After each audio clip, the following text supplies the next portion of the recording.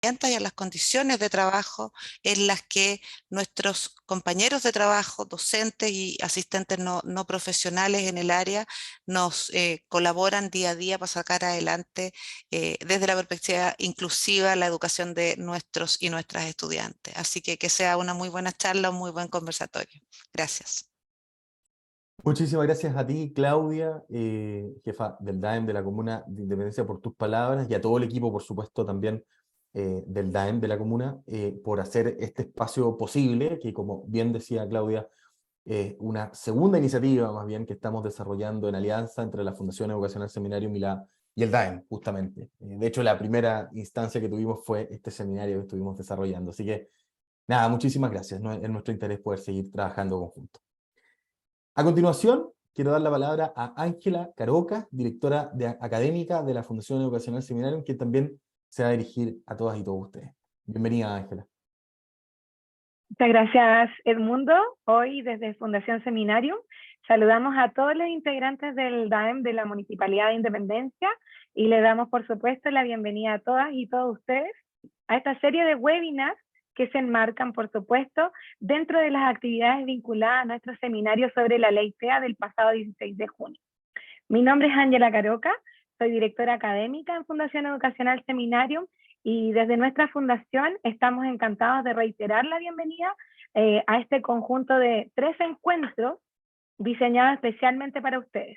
El de hoy para los equipos directivos y los 2 próximos dirigidos a docentes y a las familias. En cada uno de estos encuentros nosotros buscamos abordar temas fundamentales relacionados con el trastorno del espectro autista y su impacto en el ámbito educativo. En cada webinar contaremos con expertos en la condición de autismo, quienes compartirán con ustedes conocimientos y estrategias para enriquecer y fortalecer la inclusión y el apoyo a los estudiantes TEA dentro del entorno escolar. Hoy estará con nosotras y con nosotros la experta María Victoria Zambrano. Como ya saben, ella es especialista en diseño e implementación de espacios de contención individual y grupal para estudiantes en situación de discapacidad y en generar procesos educativos de calidad que permitan el desarrollo cognitivo de niñas, niños y jóvenes. María Victoria es licenciada en Pedagogía en Educación Diferencial de la Universidad de Playa Ancha y es magíster en Desarrollo Cognitivo de la Universidad Diego Portales.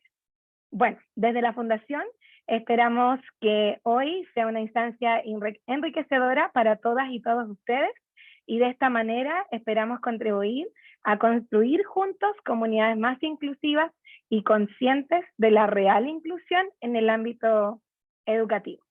Muchas gracias, Edmundo. No, muchas gracias a ti, Ángela, por tus palabras. Sin duda aquí tenemos un enorme desafío para las comunidades escolares y particularmente para los equipos de gestión territorial y profesionales del DAEM de la Comuna de Independencia, así como de todo, digamos, el país. Así que es lo que vamos a estar hablando. Así que llegó el momento justamente de dar la bienvenida a nuestra speaker de hoy. Como decía Ángela, se trata de María Victoria Zambrano. Ella es especialista en diseño e implementación de espacios de contención individual y grupal para estudiantes en situación de discapacidad y en generar procesos educativos de calidad que permitan el desarrollo cognitivo de niñas, niños y jóvenes.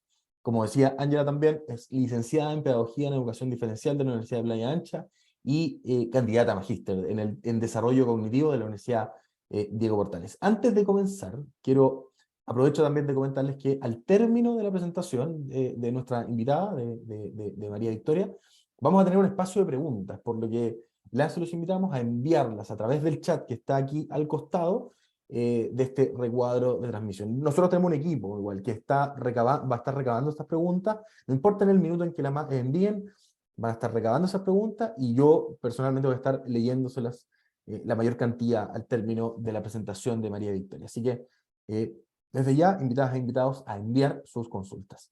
Dicho esto, comenzamos con la presentación de María Victoria. Muy bienvenida y muchas gracias por acompañarnos. Gracias, Edmundo. Y les doy la bienvenida, buenas tardes a todas y todos. Contarles, y Edmundo y Ángela lo dijeron, Solo quiero recalcar que soy profesora de educación diferencial. O sea, me titulé porque la licenciatura es un paseo previo y es importante señalarlo. Hoy día quiero invitarles a partir con una pregunta, ¿no? Y que todos podamos pensar qué nos hace diferentes, ¿sí? ¿Qué te hace diferente a ti? ¿Qué te diferencia del resto? Y que puedan pensarlo sin que lo comenten en el chat, sino que puedan hacer un diálogo con ustedes. ¿Qué te hace diferente? Y sobre esa misma pregunta quiero invitarles a que puedan ver esta imagen, la analicen un ratito, la observen. Les voy a dar un par de segundos para que después podamos conversar respecto a esta imagen, ¿no? No dibujen, no ocupen lápiz, solo observen esta imagen. Y ahora quiero que puedan pensar recordando la imagen que les presenté. Si les pidiera que la reprodujeran, que la dibujaran ustedes, ¿por dónde comenzarían a dibujarla? Ahí si me puedes ayudar, Edmundo, si hay respuestas en el chat, ¿por dónde comenzarían ustedes a dibujar? Dice, Lorena dice, por el techo, Por el por el techo, rostro, dicen. Por el círculo, dice Claudia Pérez. María Ojeda también dice lo mismo. María Mandujano dice, por la parte externa. Mayor y Pardo dice, por la carita. O María Inés Morales, de izquierda a derecha. Súper. Hay varias. Por la cara, dice Enrique White. O Jennifer, por la pelota.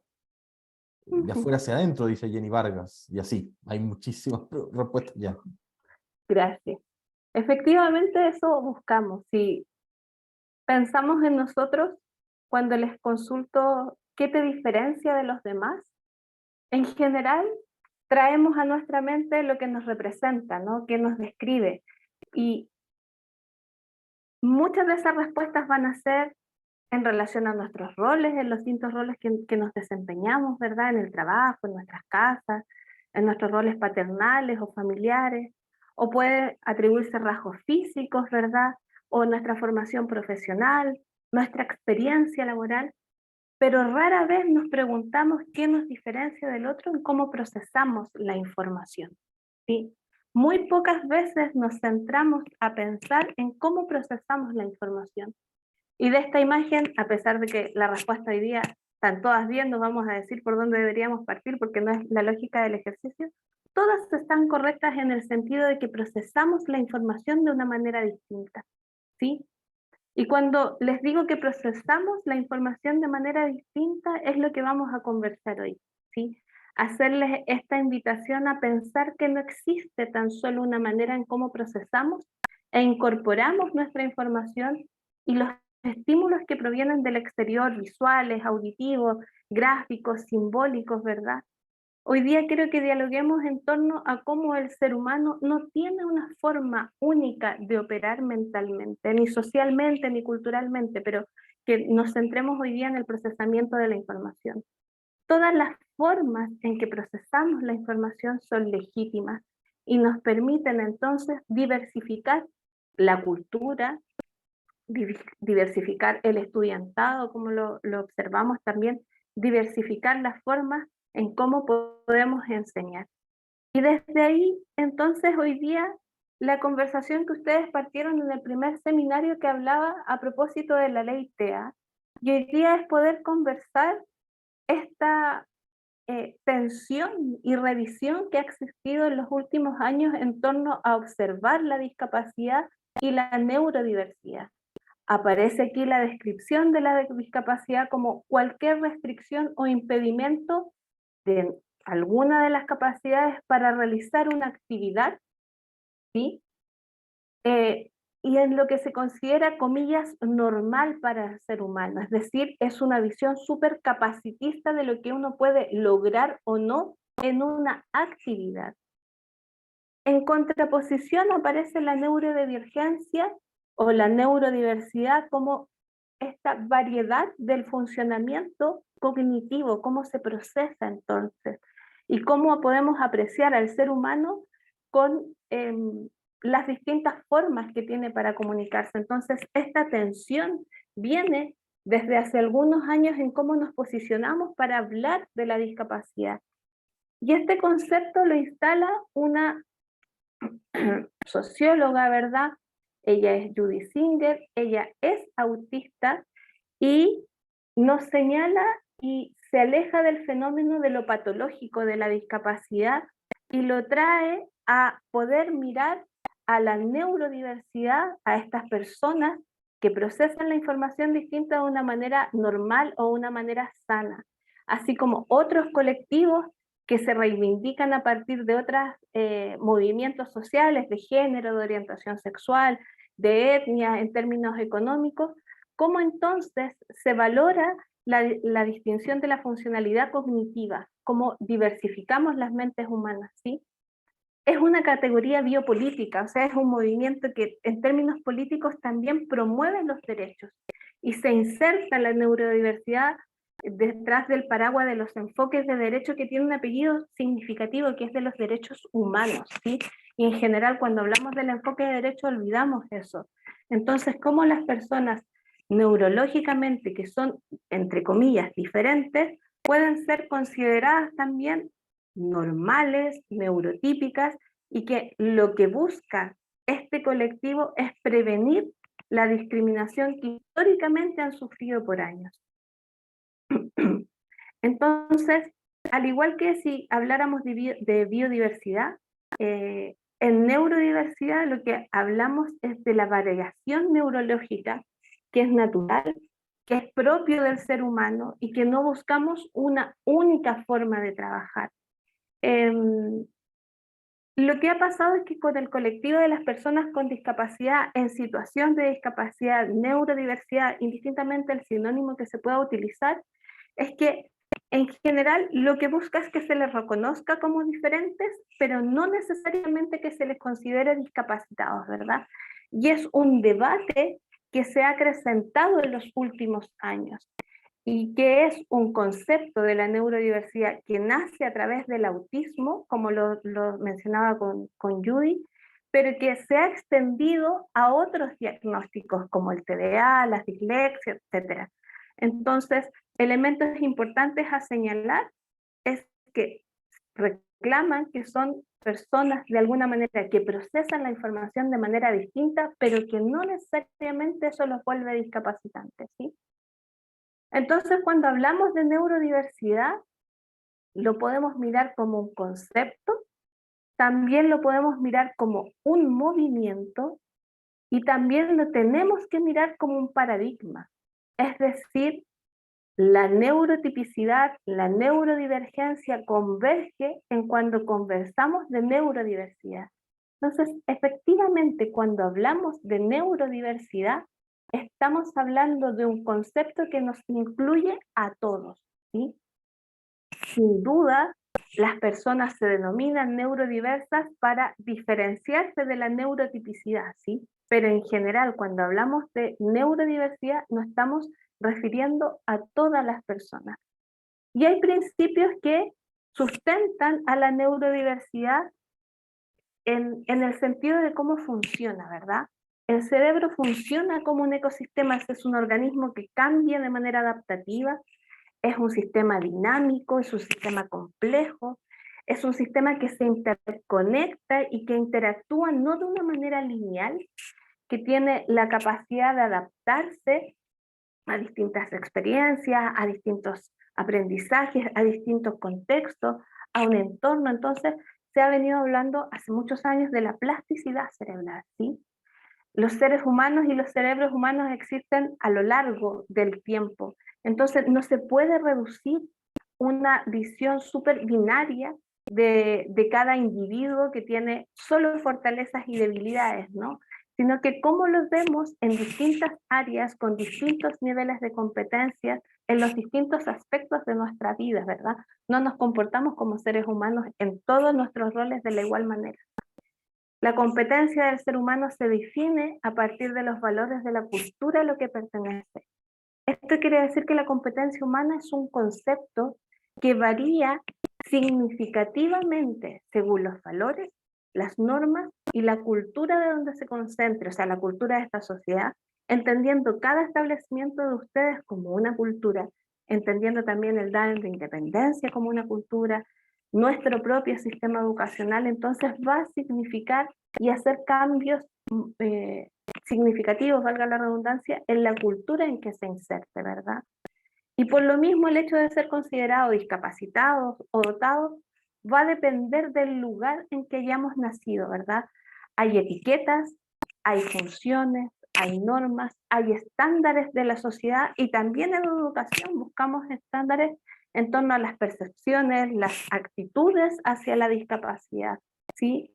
Lo que nos considera en algún contexto discapacitados, en otros contextos puede ser muy valorado. Chile tiene una historia de discapacidad potente a propósito de la Teletón y que ha cumplido un rol significativo que debería de alguna manera tenerlo el Estado y ellos lo han tomado como una bandera de lucha, ¿verdad? Pero ha estado basado hasta hace algunos años atrás en un modelo muy médico y poco social y ellos también, como Teletón, han transitado esta mirada desde la neurodiversidad, ¿sí? El éxito se basa en la adaptación del cerebro y las necesidades de su entorno. Y esto quiere decir que no necesariamente tenemos que mirarnos, como lo señalaba en el punto anterior, desde una sola mirada. Nuestro desempeño va a depender del rol en que estemos actuando, ¿sí? La necesidad de ajustar nuestro entorno va a ser significativo para que reconozcamos nuestras características, pero también va a ser significativo para reconocer nuestras propias necesidades. Es decir, hacer un entorno más exclusivo puede propiciar al desarrollo efectivo de un individuo, ¿sí? Y desde esta misma mirada, la construcción de nichos y elecciones profesionales va a repercutir significativamente en una persona. Las elecciones profesionales, con quién van a ser acompañados, los estilos de vida, las tecnologías o las ayudas significativas que puedan tener, la toma de decisiones en torno a estos profesionales. Y la construcción positiva de esos nichos puede producir cambios en términos neuronales, en términos cerebrales, en términos de conexiones neuronales también. El cerebro es altamente permeable, indistintamente que en la infancia es mucho más permeable que en la adultez, ¿no? La flexibilidad cognitiva va cambiando. En la medida que nosotros nos exponemos a estímulos positivos y a experimentar estímulos positivos, nuestro entorno también puede mejorar. Entonces, cuando hablamos de neurodiversidad, no tan solo vamos a hablar del TEA, vamos a hablar del déficit atencional, podemos hablar de la dislexia, podemos hablar de los trastornos del ánimo. Hoy día las personas de salud mental también se están identificando mucho con conceptos de neurodiversidad, ¿verdad? También podemos hablar de los trastornos obsesivos compulsivos y un montón de trastornos más que lo que buscan todos ellos y la neurodiversidad es estar en un constante de modificación. Por lo tanto, en los últimos 10 años también ha ido mejorando y variando las definiciones. De hecho, bueno, lo vamos a hablar más adelante del Manual de Diagnóstico de Salud Mental, pero también ha ido modificando la concepción en cómo se presenta la definición de los distintos trastornos, ¿sí? Entonces, cuando hablamos de neurodiversidad, nos alejamos del modelo médico, ¿sí? El modelo médico centra la discapacidad en la persona. Hay algo que les falta. Y vamos a hablar también de estos logos que se utilizan en el concepto de puzzle, como que hay una pieza que le falta a la persona con discapacidad. El modelo social, más bien lo que busca es que la idea de que las personas participen en igualdad de condiciones, en igualdad de oportunidades que sus pares, donde el entorno se pueda modificar a propósito de las barreras que se encuentran en el contexto educacional o en el contexto desde su casa, personal, socioeconómico, etc. Entonces, cuando hablamos o comprendemos de neurodiversidad, valoramos la diversidad en torno al procesamiento de la información, ¿verdad? Valoramos las diferencias que presentan las personas neurodivergentes en torno a los problemas, en torno a su entorno social, en torno a los cambios y a las adaptaciones que necesita por parte de la sociedad. Y entonces a nosotros, ¿cómo nos convoca desde la educación exclusiva a responder como educación inclusiva a las características, ¿sí?, personales, psicológicas, emocionales, sociales de los estudiantes? Entonces, ¿cómo nos volvemos una institución que incluye a niños, niñas, jóvenes, adultos, en el caso de que ustedes tengan educación en nocturna también, en torno a cómo observamos esas necesidades educativas? Se centra entonces en cómo el contexto es el que tiene que desarrollar estrategias para dar respuesta a la diversidad, ¿sí? No se centra en las dificultades que tiene el estudiante propiamente tal, sino que observamos el contexto. Y cuando entonces hablamos de educación inclusiva, está el informe de Warnock del 78, que comienza a conversar de la atención de los estudiantes en escuelas regulares, ¿sí? Cómo la atención de las escuelas regulares implica la adaptación de la diversidad, cómo sitúa la problemática en el acceso al currículum y cómo esta discusión la observa desde los paradigmas que existen, ¿verdad? Desde el modelo social, desde el enfoque de derecho, desde el paradigma de la neurodiversidad, y cómo esto se transfiere o se discute en educación hoy en día. Y también en el seminario lo mencionaba el profesor Bernardo González en torno al índice de inclusión, que es un referente que hoy día todavía existe y que incluye el concepto de necesidades educativas especiales, y que más bien la invitación y lo que hace es a trasladar ese concepto a observar barreras de aprendizaje, barreras de participación, y a observar también facilitadores del aprendizaje. Lo que busca el índice es identificar y minimizar estas barreras. Entonces, cuando hablamos de una educación inclusiva, no podemos hacerlo si la institución no observa, no dialoga en torno a cuáles son las barreras de aprendizaje que existen y cuáles son los facilitadores que permiten el aprendizaje en los estudiantes. No es tan solo contabilizar cuántos estudiantes tengo con discapacidad, con algún diagnóstico o una dificultad de aprendizaje.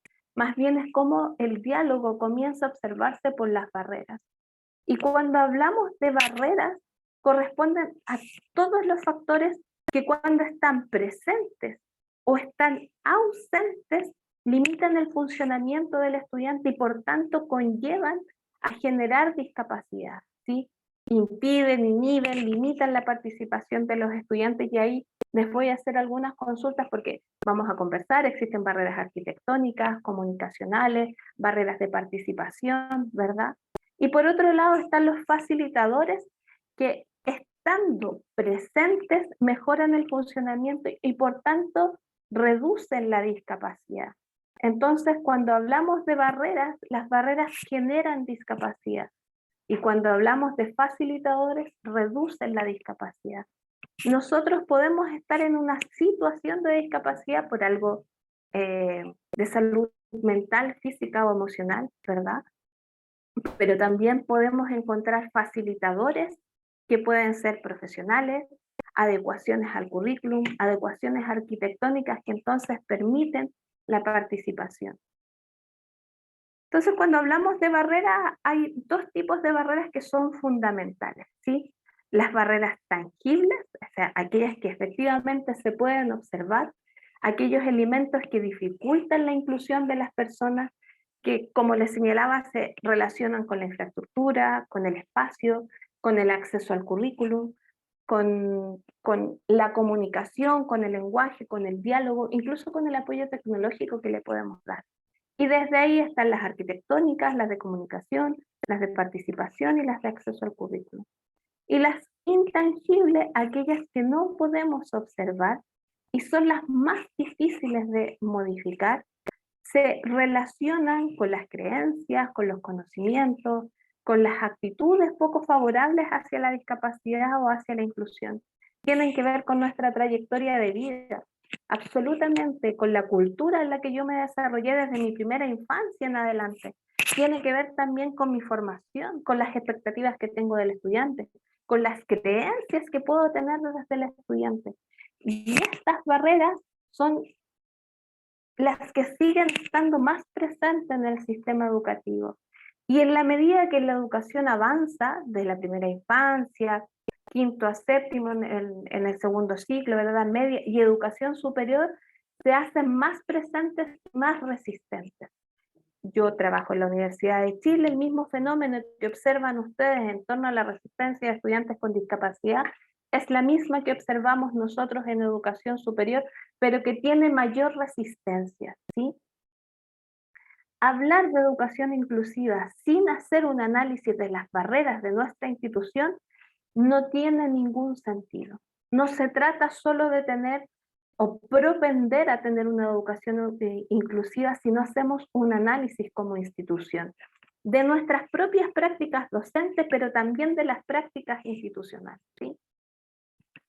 Vamos a pasar someramente las barreras arquitectónicas, ¿verdad? Todos los obstáculos físicos son las que más se conocen, limitan el acceso, la movilización, desde las rampas, ¿verdad? Pero también desde el acceso a ascensores, y ha habido avances significativos, por ejemplo, en supermercados, en Kitsania, donde se han modificado aspectos arquitectónicos para la participación. Cuando hablamos de la comunicación, no tan solo nos limitamos a la interacción, ¿verdad? En términos sensoriales, visuales, auditivos, sino que cómo presentamos o cómo brindamos la información a estudiantes, ¿sí? Cómo es comprendida esa información también en torno a lo que significa la discapacidad intelectual o psicosocial, por ejemplo. Cómo las habilidades del lenguaje se observan y están muy limitadas. Cómo observamos el lenguaje de los estudiantes cuando son no verbales, cómo se generan las comunicaciones, ¿sí? Algunos estudiantes en esta dimensión tienen dificultades con el significado, con el ritmo, con las oraciones, con las palabras, con las frases. Y también tiene que ver cómo entienden algunos estudiantes con discapacidad el lenguaje corporal, por ejemplo, en el caso de los estudiantes TEA, cómo se entienden los distintos tonos de voz que vamos utilizando. Entonces, todas las formas de comunicación hay que observarlas cuando hacemos el análisis en torno a las barreras de comunicación. ¿Cómo observamos las barreras de participación, verdad? Cómo el contexto dificulta o facilita el acceso a la educación, y hemos avanzado significativamente con el decreto 170, con la propia ley TEA, que permite que aparezcan personas que han sido excluidas del sistema de educación y que puedan participar, no tan solo ellos, también sus familias, y en los distintos contextos, ¿sí?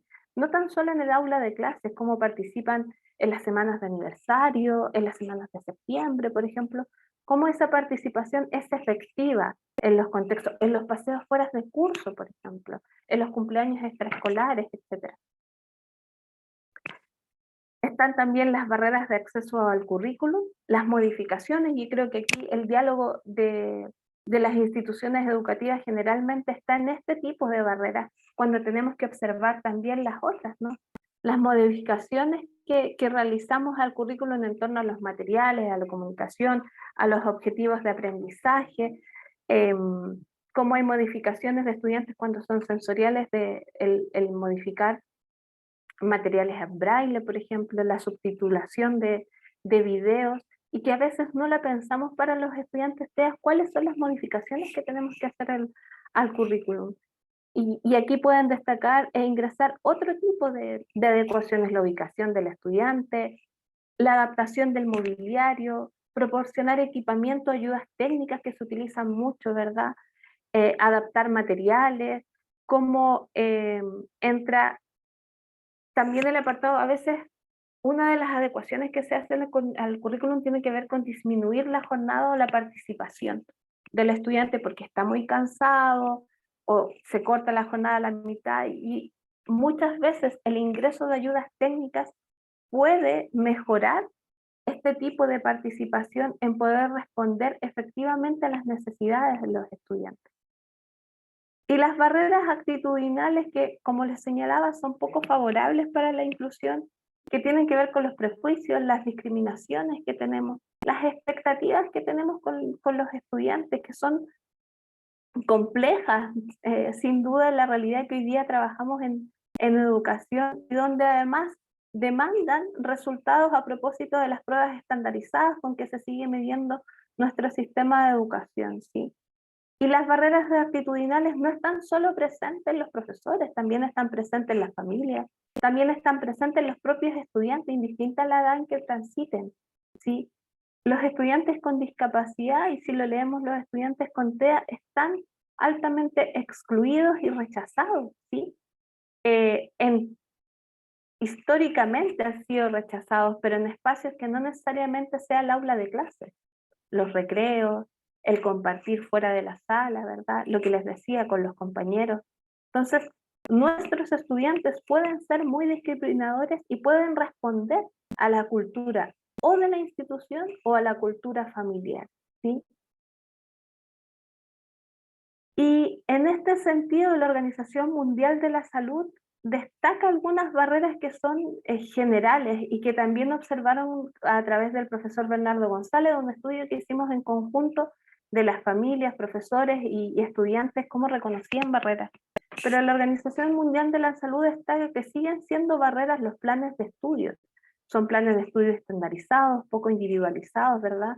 Donde los profesores también se sienten presionados a responder estándares con distintas realidades de estudiantes, donde probablemente el estudiante que tenemos hoy día en sala es muy distinto a lo que podíamos tener 5 años atrás también, a propósito de la pandemia. Y la formación y el apoyo hacia los maestros siguen siendo insuficientes, ¿sí? Como las formaciones en las que ustedes como Independencia han invertido recursos significativos en poder formar no tan solo a docentes, también a los equipos directivos en torno a temáticas que hoy día son significativas de mirar, ¿sí? Entonces, cuando hablamos de barreras, en general, la conceptualización que realizamos tiene que ver con aquellas que podemos mirar, ¿sí? El transporte, el acceso a los edificios, etcétera, pero se convierten en barreras en el momento que tenemos que interactuar con ellas y con las condiciones individuales y sociales. Es decir, la ausencia de un ascensor en un edificio no es una barrera hasta que dialoga con alguien con discapacidad, ¿sí? Y entonces el diálogo de los facilitadores tampoco ingresa a menos que se les fuerce el ingreso y el diálogo, porque también una de las dificultades que tiene la educación chilena es que hoy día el diálogo está haciendo solo en observar barreras de aprendizaje. Y la invitación también es cómo observamos facilitadores del aprendizaje. Facilitadores, y vamos a mirar que hay facilitadores que no necesariamente son los profesionales de apoyo que cumplen una función significativa, ¿sí? También hay facilitadores que pueden ser los compañeros que acompañan a los estudiantes con TEA, por ejemplo. Aquellos que en general son 1 o 2 y cómo experimentan ellos también esta realidad. Profesores, asistentes de la educación que también ayudan y se transforman en facilitadores. ¿Cómo hacemos el diálogo con la familia para observar en casa cuáles son los facilitadores que permiten que ese estudiante pueda participar en igualdad de condiciones, ¿sí? Entonces, cuando hablamos de barreras tangibles e intangibles, esta diapositiva aparecía también en la exposición de Andrea, que estuvo con ustedes.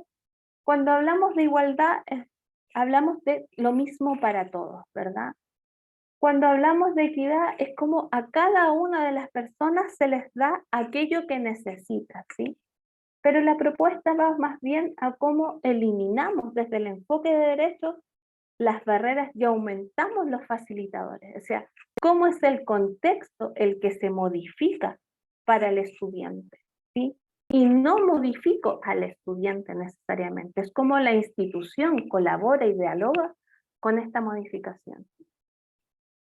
Entonces, cuando hablamos de culturas inclusivas, se ve muy mal la presentación, pero quiero solamente reforzar lo que señalaba el profesor Bernardo González en torno a los facilitadores, y hay profesionales de aula, los instrumentos de gestión escolar, las actividades, los valores institucionales, ¿sí? Las características de las estructuras, cómo entonces van facilitando los diálogos en torno a la educación chilena. Hemos avanzado, como les decía, con los decretos y hoy día la ley de autismo lo que nos permite entonces es incorporar a estudiantes. Entonces, ¿cómo vamos haciendo estos diálogos de avance desde los facilitadores? ¿Sí? Entonces, quiero invitarles a que les voy a presentar, porque después se los voy a mandar para que ustedes como institución puedan hacer este diálogo. Es un formato para que ustedes puedan observar sus propias barreras, ¿sí? En torno a las didácticas y a las metodologías que nosotros podemos realizar en aula, pero que también puedan observar cuáles son las barreras institucionales que existen, ¿sí? Entonces, a propósito de que hoy día no estoy con ustedes para que lo puedan llenar, pero sí, si lo consideran interesante de realizar, esto es un instrumento de auto-reporte que permite mirar en mí cuáles son mis propias barreras actitudinales, ¿sí? Cuáles son mis indicadores metodológicos y cuáles son los indicadores organizativos y sociales en torno a cómo observo la discapacidad. Cómo desde mi quehacer docente observo la discapacidad, no con un afán punitivo, sin duda, sino cómo o cuáles son los elementos que puedo mejorar. Y también cómo hacemos en conjunto un análisis desde el contexto escolar. Esto es una reducción muy simple del índice de inclusión que utilizamos en algunos establecimientos que acompañamos desde la universidad. Entonces también cómo la institución puede hacer un análisis desde su contexto escolar para mejorar en torno a las barreras y a los facilitadores que pueden realizar, ¿sí? Yo me comprometo a mandarlo a través de seminario para que ustedes puedan, quizás en las próximas reflexiones pedagógicas, darle continuidad a este trabajo a través del análisis de sus propias barreras del quehacer docente, pero también del análisis de las barreras que estamos experimentando como institución, ¿sí?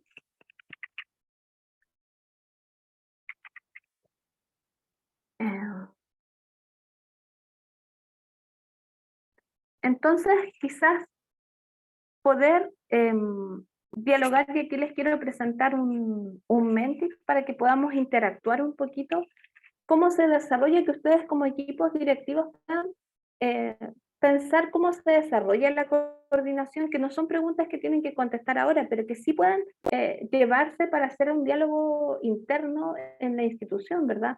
Cómo se desarrolla la coordinación y la colaboración entre los profesores y los profesionales, por ejemplo, si es que cuentan con PIE, si efectivamente se planifica, se implementa y se evalúa en conjunto para fortalecer acompañamiento formativo, cómo es el diálogo, si existe profesional en la coordinación, por ejemplo, y cómo esto se incorpora a la familia, ¿sí? Todo esto está pensado en que ustedes lo realicen desde reconocer barreras y facilitadores, que es lo que hoy día quiero entregarles a ustedes. Entonces, a propósito de la OMS, que consideraba que los planes de estudio y la ausencia de formación era una barrera significativa como institución, también se reconocen facilitadores como institución, ¿verdad? La presencia de profesionales en aula que puedan acompañar, ¿sí? Este equipo multidisciplinario, es decir, que pueda observar un caso desde distintas miradas para apoyar, y cómo los valores institucionales también colaboran con la cultura de la inclusión. Y en este sentido, han habido avances significativos en torno a celebrar, por ejemplo, el mes del respeto. Yo no conozco cómo lo hacen ustedes, desde la igualdad, desde el enfoque de derechos, pero cómo ese diálogo se va haciendo patente en el discurso intraaula, ¿sí? Cómo también los compañeros valoran la presencia de profesionales y también de algunos valores que ustedes trabajen como DAE. Y quiero invitarles entonces a que puedan responder un Menti, que lo estoy buscando, y lo voy a presentar al tiro.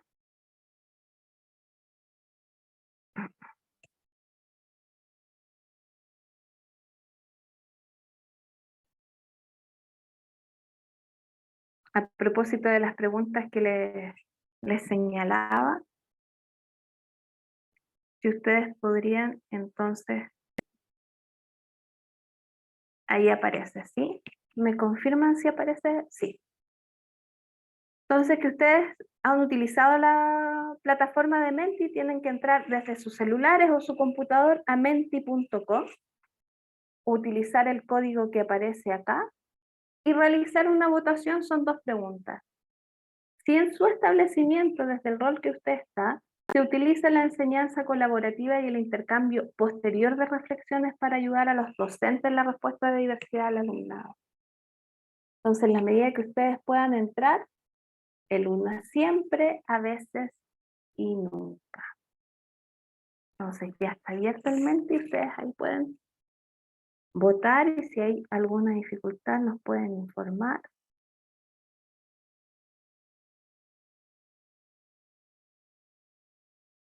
Ujú.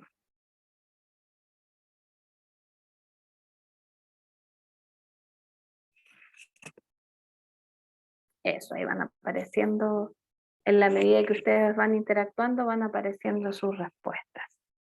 Es anónimo, así que tienen toda la libertad para responder con total libertad aquello que ustedes consideren.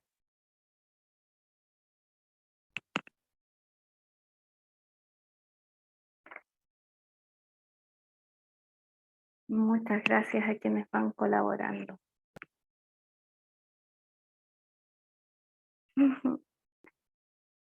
Lo relevante, ustedes pueden seguir votándolo y yo les voy conversando, y esta respuesta también se la pueden llevar ustedes como DAN o como equipos directivos, ¿sí? Cuando pensamos en inclusión, a propósito de lo que nos señalaba la OMS, el trabajo colaborativo y el intercambio de reflexiones es fundamental para transformarnos en una comunidad inclusiva, ¿sí? Cuando decimos nunca realizamos este trabajo y que tiene que ver con lo que vamos a mirar después, si nuestras prácticas son individuales, nuestros esfuerzos son individuales, entonces nuestros resultados también son individuales, ¿sí? Y eso significa que hay una carga energética y emocional distinta para cada uno de ustedes, y se replica también para los profesores, ¿no? El trabajo colaborativo está enmarcado en el decreto 170 y está mandatado con horas.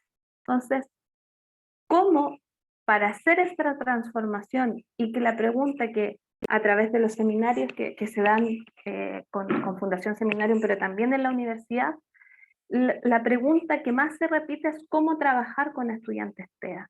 Y una de las respuestas es el trabajo colaborativo. Y el intercambio, entonces, el análisis de las barreras hoy día para ustedes es fundamental para poder trabajar con estudiantes, ¿sí? Vamos a avanzar a esta segunda pregunta. ¿Hay tiempos y espacios suficientes para que los docentes y otros profesionales de la escuela desarrollen un trabajo colaborativo más eficaz?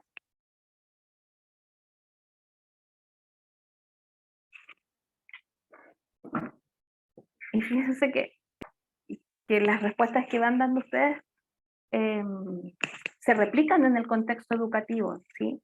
Entonces, estas preguntas ya permiten identificar barreras significativas, ¿sí? En torno a las metodologías, por ejemplo, en torno a las gestiones, en torno a qué nos lleva, no el por qué, a qué nos lleva al que no existan tiempos y espacios suficientes. ¿Dónde se nos está yendo ese espacio para que nuestro trabajo sea más eficaz y colaborativo?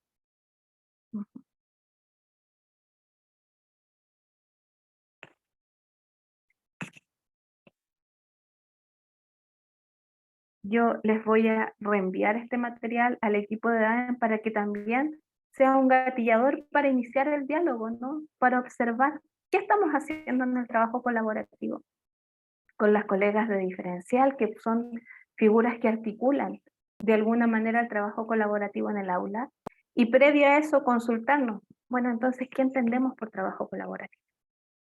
Yo creo que es una de las primeras preguntas que podríamos responder también desde el DAEM qué entendemos por trabajo colaborativo, qué hacemos en estas horas y en estos espacios, ¿sí? Agradezco mucho su votación y voy a continuar con la presentación.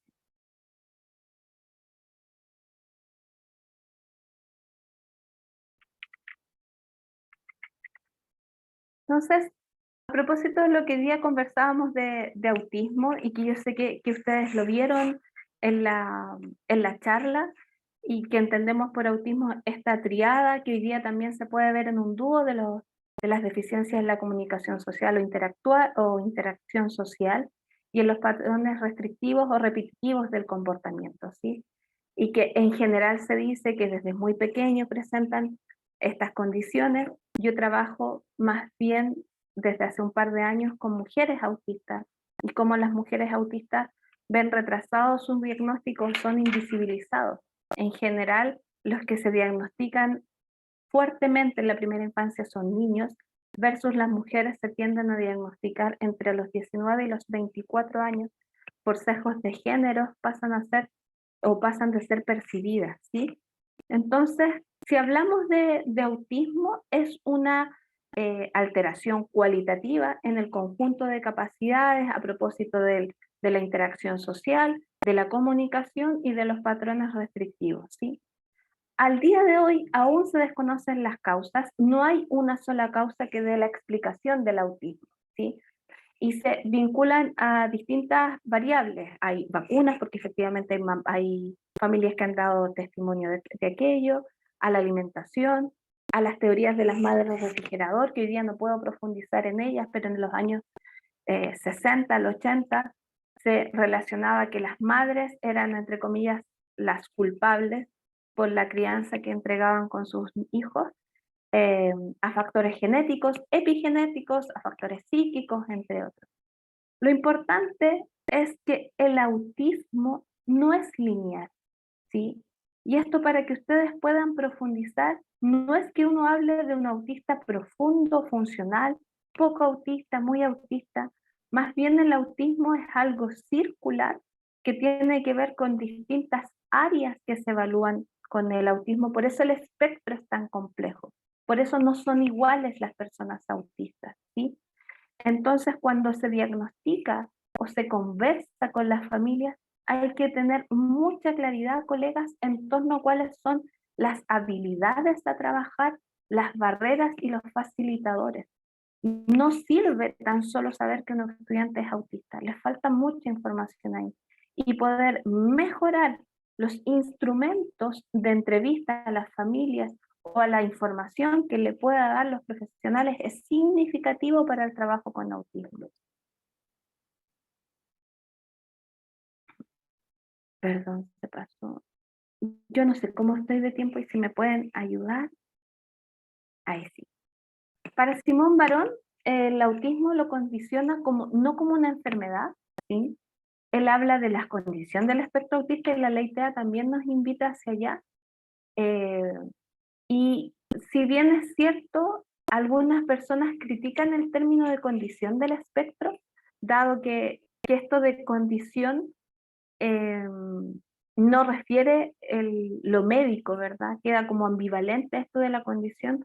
Hay personas que sí se identifican, por ejemplo, con que se les denomine neurodiversos. Hay otros que sí se identifican con que se les denomine una persona con autismo. Hay otras que se identifican con decirse personas autistas, por ejemplo. Todas ellas están bien, ¿sí? Todas ellas se pueden utilizar. Lo que usted tiene que hacer es preguntar efectivamente cómo se identifica esa persona. Y en el caso de que sea un niño muy chiquitito, cómo lo identifica la familia.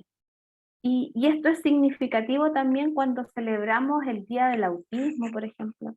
Dentro de los colectivos se señala que aquellos que utilizan el logo del rompecabezas, y que es como el mismo logo que utilizamos para el cáncer, hay un colectivo que no se asemeja o no se va para esa área porque señala que es desde el modelo médico. Hay algo que falta. Y como se relaciona con el cáncer, entonces se relaciona con una enfermedad, ¿sí? El puzzle de colores ha ido avanzando y como con una cierta práctica de reconocerse como algo distinto. Sin embargo, hoy día lo que más se está utilizando, para que ustedes también puedan saber, es el infinito. Y el infinito de muchos colores, no tan solo del azul porque hablaba de la profundidad, ¿verdad? Pero también se asociaba a la tristeza. Entonces es importante también cuando hablamos desde lo inclusivo poder utilizar los logos o los símbolos que sí se asocian con el colectivo de autismo. Y desde ahí entonces lo que está hoy día utilizado con fuerza es el símbolo del autismo con infinito y con colores. ¿Por qué les señalo esto? Porque en Chile hay pocos estudios de autismo, de la prevalencia del autismo o de trayectorias del autismo, y por eso la ley hoy día nos beneficia con esto, ¿sí? Sin embargo, en los pocos estudios que hay relacionados con educación, un psicólogo que se llama José Sepúlveda de la Fundación Mis Talentos en el año 2021 hizo un estudio en torno a la presencia y al conocimiento del autismo en docentes, ¿sí? Y algunas de sus conclusiones señala que hay un desconocimiento general sobre la temática del autismo en el país y que en general la tendemos a abordar desde los mitos. Esto de que las personas autistas no miran, las personas autistas no se relacionan, las personas autistas no tienen pareja, etc. ¿Sí? También una de las conclusiones es que los docentes que reciben estudiantes TEA en el aula no están preparados o formados para trabajar con la diversidad. Y eso es efectivo, ¿verdad? Su formación no es para trabajar, en comillas, con la educación especial, pero hoy día la educación nos está tensionando cómo nos volvemos aulas más inclusivas, ¿verdad? Pero además, y a propósito de lo que respondían ustedes, ¿sí? No cuentan con el tiempo necesario para realizar el trabajo diversificado debido a la sobrecarga que tienen, generado por la sobrecarga de los procesos administrativos. Entonces, este informe también le ayuda a ustedes a observar en qué estamos utilizando el tiempo y cómo entonces lo podemos utilizar mejor.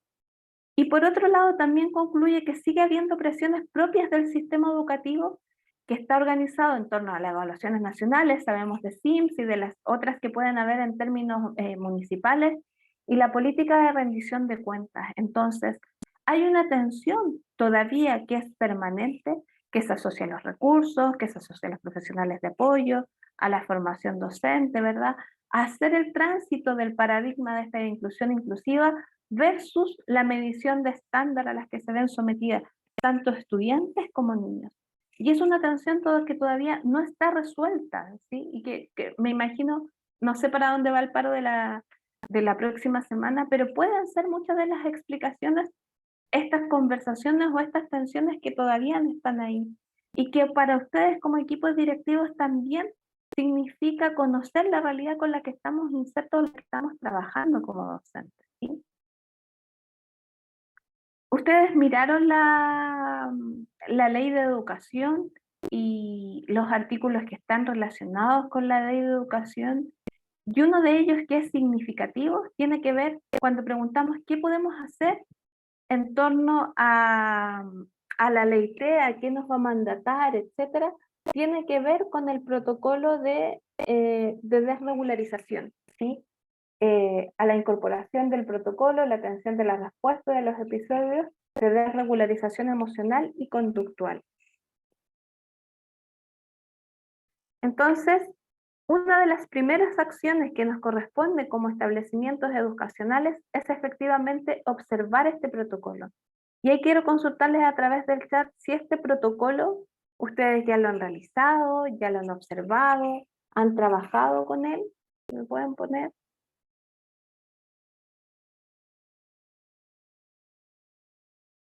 Isabel está diciendo que sí, de Andrés Tapia también. Está diciendo que Ok. sí. ¿Solo dos? Sí, solo 2 personas hasta ahora. Ok. Fundamental para el trabajo que viene a propósito de la ley TEA tiene que ver cómo observamos el protocolo de atención y de respuesta. Y de aquí yo me voy a saltar solo un poquito. ¿Dos más dijeron que sí? Sí. En general, cuando un estudiante con TEA se descompensa, ¿sí? O existe una desregularización, Los docentes, de acuerdo a los estudios, y también los estudiantes o las familias, tienden a atribuir pensamientos de maldad, como que hay algo que quiere señalar, pero que está desde el lado de la maldad, ¿verdad? Actuar de manera irreflexiva por parte del estudiante, por parte de los docentes, los compañeros. En general, uno tiende a pensar que esto pasa porque son situaciones que son desafiantes. Uno tiende a establecer la intervención y no a realizar el seguimiento de la misma. Y eso es fundamental, el poder observar qué está llevando a nuestro estudiante a que pase por estos procesos de descompensación, ¿sí?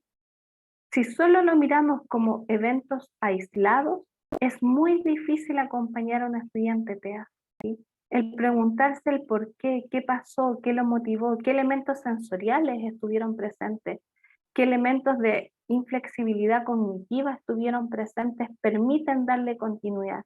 Observarlo siempre como un elemento aislado puede generar muy poco éxito en la intervención del estudiante, ¿sí? Lo que señalaba también, establecer que cada uno de ustedes levante estrategias individuales y no comunitarias es riesgoso porque es desgastante para la persona que está realizando la intervención, porque siempre va a tener que realizar una intervención o distinta o agotadora en el fondo. No es tan solo el estudiante el que se desregula, aquel que lo acompaña, el profesor o el profesional, también queda con una desregularización emocional a propósito de lo que experimentó. Interpretar que esta conducta es un intento de manipulación del estudiante. ¿Cómo diferenciamos un berrinche o una manipulación, verdad? O cómo es un recurso donde el estudiante está pidiendo ayuda. Ver solo el comportamiento a eliminar, ¿sí? Sin pensar en por qué es lo que me quiere comunicar, sobre todo cuando son adultos, o sea, estudiantes no verbales. Pensar que es una conducta desafiante solo cuando es un estudiante neurodiverso y no cuando es una persona neurotípica, ¿sí? Y no analizar la función del comportamiento, quedarnos solamente como con la consecuencia aprendida, pensar que el estudiante hace esto porque quiere conseguir algo. Es interesante pensar entonces desde ustedes y observar que las descompensaciones de los chicos TEA tienen fases y estas fases las pueden observar en la medida que ustedes pueden generar un patrón conductual cuando hay seguimiento de las descompensaciones, ¿sí? Hay instrumentos que no voy a alcanzar a presentarles, pero sí se los puedo mandar, que uno puede, más allá de identificar la desregularización, mirar elementos previos que nos pueden anticipar desregularizaciones, elementos sensoriales que sé que conversaron con Andrea, elementos en torno a los espacios, en torno a las capacidades de concentración, en torno al lenguaje. Evaluar la etapa del lenguaje y evaluar la etapa del pensamiento es significativo para el trabajo con estudiantes. Entonces, solo centrarse en la descompensación es trabajar única y exclusivamente con la reacción y no con la prevención. Y hay elementos que ustedes sí pueden prevenir, ¿sí?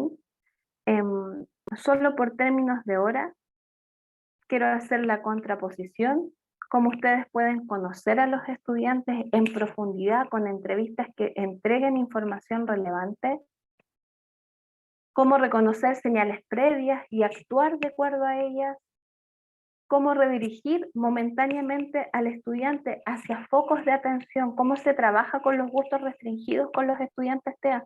Los gustos restringidos son elementos que les van a permitir a ustedes sacar a estudiantes de momentos de descompensación si tienen claridad cuáles son. Cómo pueden trabajar las reglas del aula de manera verbal, pictográfica o simbólica con el estudiante, que en la manera que él se descompense le pueden servir para traerlos de nuevo a la normalidad en términos de conducta, ¿verdad?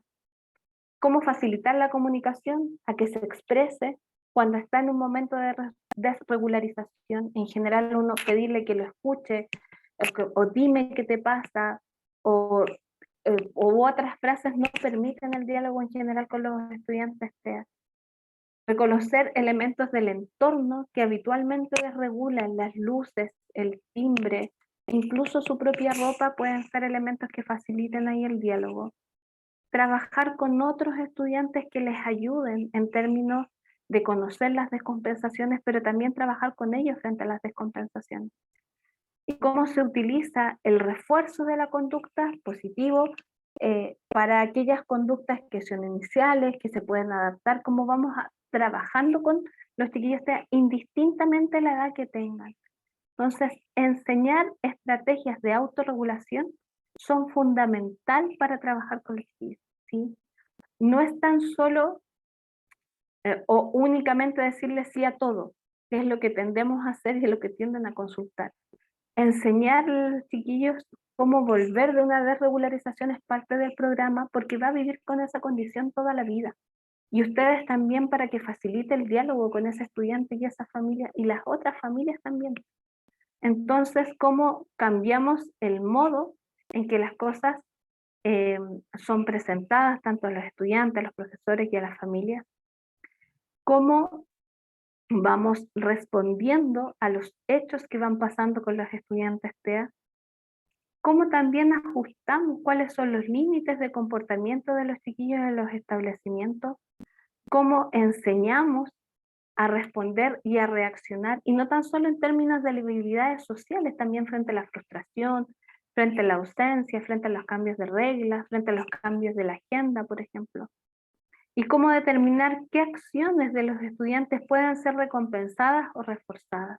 Entonces, un plan de intervención, que es lo que yo señalo con ustedes, no tan solo vincula al estudiante y al PIE, sino cómo son las reglas institucionales, cuáles son los valores institucionales, cuál es la cultura de la institución, cómo se dialoga entonces con la familia frente a este plan de intervención, que cuando venga la descompensación todos sepan qué hacer y no en ese momento empecemos a pensar qué podemos hacer, porque es muy desgastante no tan solo para los estudiantes, para los profesionales y para los profesores también, y para los estudiantes también, porque ocurre un fenómeno de discriminar, segregar, de burlarse de lo que está pasando sin comprender aquello que está pasando, ¿sí?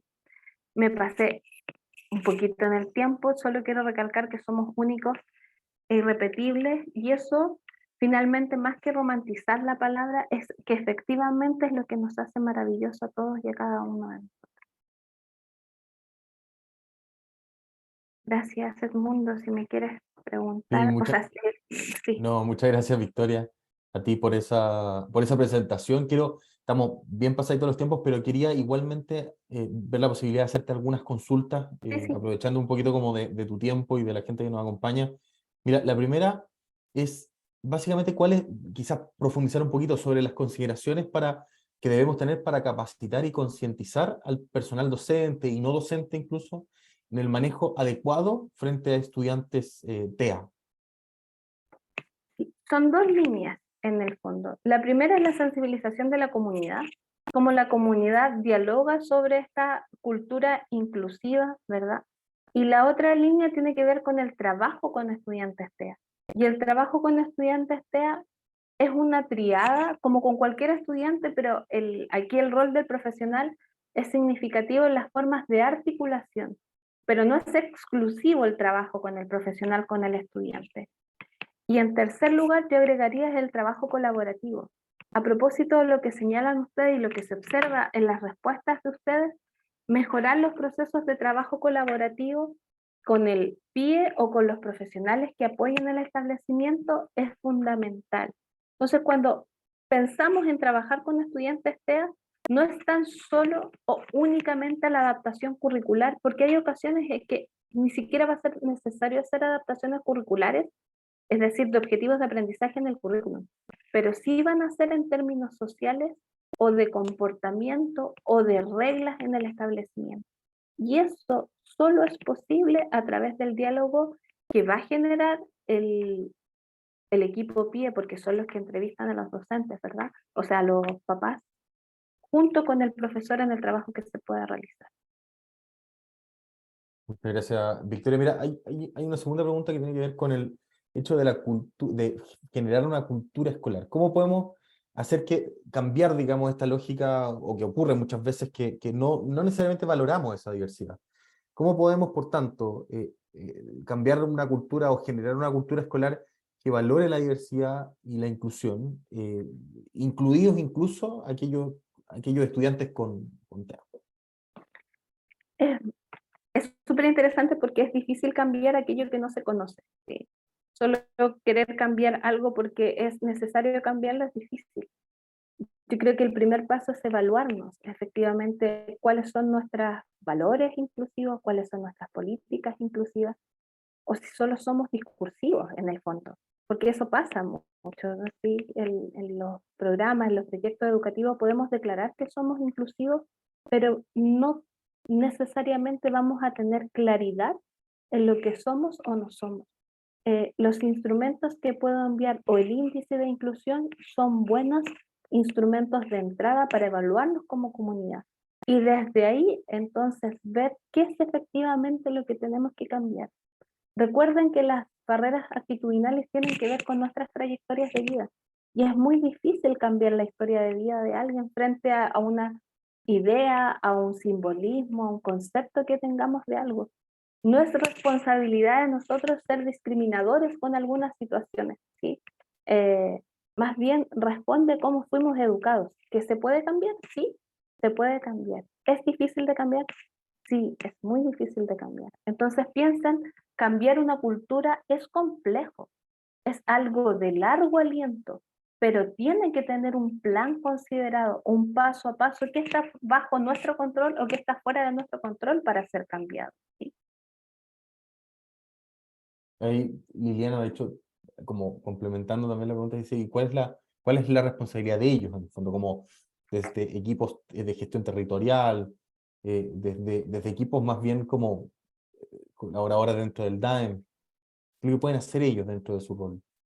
No sé, Liliana levantó la mano, quizás quieres Sí, hablar primero. sí, lo que pasa es que efectivamente como que cada uno de nosotros, nuestra identidad profesional, tiene una dimensión histórica, una dimensión, como que tiene harta arista, y efectivamente no nos podemos culpar tal vez por no tener, como no haber nacido con el paradigma de la inclusión o con el lenguaje de la neurodiversidad.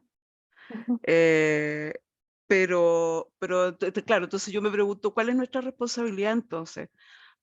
Nosotros desde el DAEM, los equipos de gestión desde la escuela, creo que es súper importante no sentirse culpable, pero también entender que hay una responsabilidad, digamos, y establecer también como los límites, porque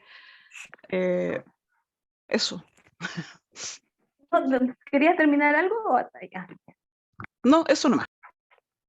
Sí. Yo creo que es significativo pensar en responsabilidad y culpa, Liliana, que aparecen como sinónimos en términos de emociones y tienen cuestiones distintas, ¿sí? El sentirnos culpables no podemos generar ningún cambio. El sentirnos responsables entonces nos hace empatizar y movilizarnos cognitivamente a algo. En términos de responsabilidades en torno a su rol, sí, están a cargo de una comunidad educativa. Es distinto que mi rol personal o como fue mi trayectoria de vida. Ustedes están a cargo de una comunidad donde hoy día estamos siendo mandatados a un cambio de paradigma. Y entonces quienes movilizan y empujan los cambios de paradigma efectivamente son los equipos directivos. Lo que yo quiero transparentar y dejar en la mesa es que no necesariamente siempre estamos convencidos de ese discurso, Liliana. Y eso es importante transparentarlo. Entonces, cuando hacemos el análisis de las barreras propias, que es el primer documento, nos sirve también para efectivamente pensar cuáles son las expectativas frente a un estudiante. Hoy día aún persiste la idea de que hay estudiantes TEA que tienen que estar en escuelas especiales, ¿sí? Y ese puede ser mi propia creencia. Sin embargo, en mi rol de equipo directivo, yo estoy mandatada a que ese estudiante, y debo entonces propender a que ese estudiante esté en la educación regular y resguardar, porque eso es lo que me pide la ley, a que él participe de una educación en igualdad de condiciones que sus compañeros. Entonces, no les estoy pidiendo que se disocien, ¿verdad? de ideas distintas, pero sí uno puede transparentar que te cuesta entender ciertos fenómenos. Desde ahí permite el cambio, ¿sí?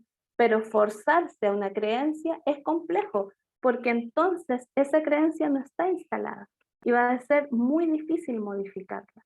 Entonces, creo que un primer punto de partida, Liliana, es efectivamente mirar las barreras actitudinales que existen en la institución, además de las participativas, comunicativas, arquitectónicas, que son las más fáciles de mirar. Por eso el cambio es tan complejo. Y de acuerdo a lo que señala la literatura, y esto me lo pueden confirmar ustedes, las educadoras de párvulo, porque están en los primeros niveles, tienden a tener menos resistencia que, voy a hacer el símil acá en la universidad, que un profesor de universidad. Entonces pueden haber también diferencias significativas en los distintos grados en que vaya pasando un estudiante, ¿sí? Puede ser mucho más aceptado en la básica, por ejemplo, y tener mucha más resistencia en la media, no solo en sus profesores, también en sus compañeros, ¿sí? Victoria, quería darte las gracias por haber sido parte de esta primera actividad, o sea, más bien segunda, pero primero de los webinars organizados entre el Departamento de Administración de Educación Municipal de la Comuna de Independencia y la Fundación Educacional Seminario. De verdad, una completísima presentación la que nos hiciste. Muchísima gente se nos conectó, entendiendo, digamos, el mundo, a la cantidad de gente que hemos invitado. La verdad que es muchísima la gente que nos acompañó.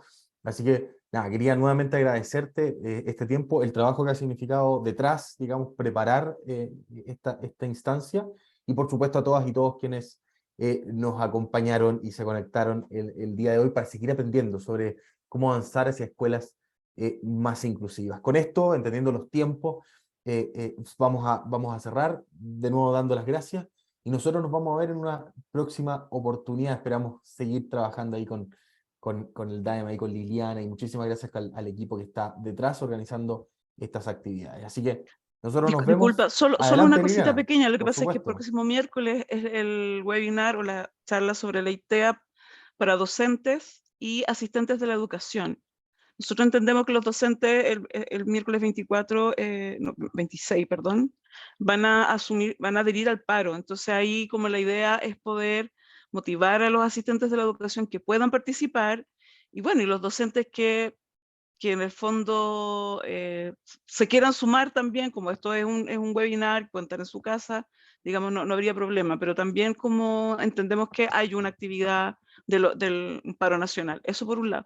Y lo otro era preguntar a María Victoria y a ti, Edmundo, si es posible que nosotros podamos ir recogiendo preguntas, porque yo sé que hay hartas preguntas en los equipos de gestión, si por un tema de tiempo, y se las podamos compartir a María Victoria. Sí, por supuesto, miren, yo aprovecho tu consulta, Liliana, para informar que mañana vamos a estar enviándoles una encuesta de satisfacción, y en la cual podemos incorporar también una partecita en donde nos puedan mandar consultas para nosotros posteriormente gestionar las respuestas, ¿ok? Y compartirla con todas y todos ustedes. Así que no hay ningún problema, vamos a trabajar en eso. Súper. ¿Ya? Muchas gracias. Muchísimas gracias.